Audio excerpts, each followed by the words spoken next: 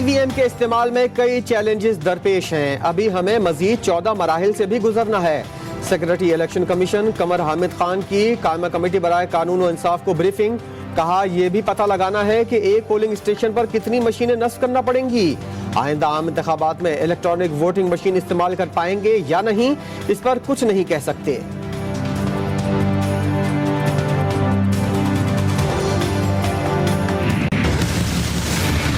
सारे वो लोग हैं जो करप्ट सिस्टम को बचा रहे हैं, और ये सारी जंग पाकिस्तान में ये है कि एक तरफ एक करप्ट स्टेट उसको बैठा हुआ है जो एक करप्ट सिस्टम को बचा रहा है, और दूसरी तरफ एक मुल्क को आगे बढ़ाने की कोशिश हो रही है नई टेक्नोलॉजी का इस्तेमाल, रिफॉर्म्स करके, इस्लाहत करके। हुकूमत ने इंतखाबी धांधली का रास्ता हमेशा के लिए बंद कर दिया। वज़ीर-ए-आज़म इमरान खान का ओवरसीज पाकिस्तानी डिजिटल पोर्टल की इफ्तिताही तकरीब से खिताब।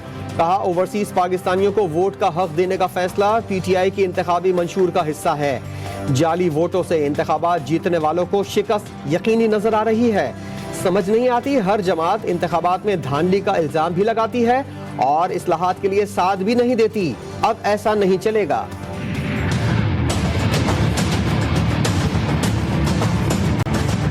हुकूमत का दावा है कि बड़ी लेजिस्लेशन की है। मैं पूछना ये चाहता हूँ कि लेजिस्लेशन किसके लिए की है। इस कानून के होते हुए ना वफाकी इदारे चल पाएंगे, ना वफाकी हुकूमत चल पाएगी। नाम निहाद इंतखाबी इस्लाहात की बात हुई है। ये सिर्फ इलेक्शन की चोरी को सहूलत देने के कानून है।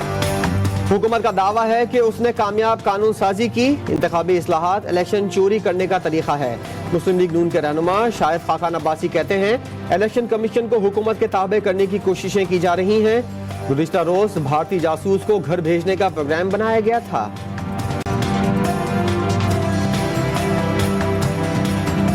जो भी माजी में जो इलेक्शन में धांधली के मुख्तलिफ तरीकों से की जाती थी उसका सदेबाब करें, और उसमें इस मशीन में सब उन मसाइल का हल है जो कि हमारे इलेक्शन को हमेशा मुतनाज़ बनाता है। ईवीएम हैक करो और 10 लाख रुपए ले जाओ। वफाकी वजीर शिबली फराज ने बड़ा ऐलान कर दिया।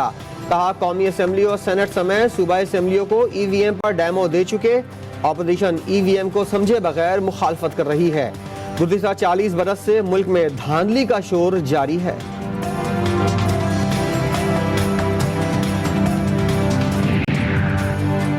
इलेक्शन से कबल इंतखाबी निज़ाम को कंट्रोल किया जा रहा है। जबरदस्ती का कोई निज़ाम कबूल नहीं करेंगे। पीडीएम सरबराह मौलाना फजलुर रहमान हुकूमत पर भड़क गए। बोले पीडीएम ने अब कमर कस ली है। मुल्क को खिलाफ आइन इक़दामात से नहीं चलाया जा सकता।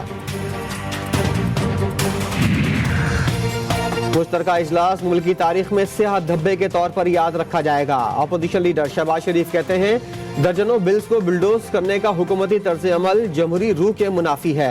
हुकूमत धांधली के निज़ाम की कोशिश करके खुद को आवाम के गैस व गज़ब से कैसे बचा सकेगी। अपोजिशन ने मुश्तरका इजलास में जमहूरी रवायात की धज्जियां उड़ाई। कानून साजी के दौरान अपोजिशन का रवैया गैर इखलाकी, गैर जमहूरी और गैर पार्लिमानी था। वज़ीर आला पंजाब उस्मान बुज़दार की अपोजिशन पर शदीद तनकीद। बोले वोटिंग पर शिकस्त के बाद अपोजिशन दिल बर्दाश्ता होकर इजलास से भी भाग गई।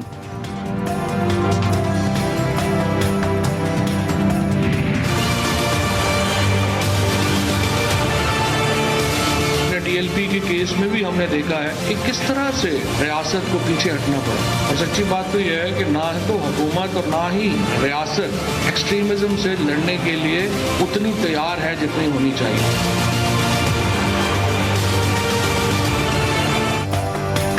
तहरीक लब्बैक के मामले पर रियासत को पीछे हटना पड़ा। रियासत इंतहा पसंदी के खिलाफ लड़ने के लिए तैयार नहीं। वफाकी वज़ीर इत्तलात फवाद चौधरी का इस्लामाबाद में तकरीर से खिताब। कहा अमेरिका और यूरोप से नहीं, हमें सबसे बड़ा खतरा खुद से है। दुनिया समझती है मदारिस इंतहा पसंदी की बुनियादी वजह है। इंतहा पसंदी की हकीकी वजह हमारे स्कूल और कॉलेजेस हैं। हमारे स्कूलों और कॉलेजेस में इंतहा पसंदी की तरबियत दी गई।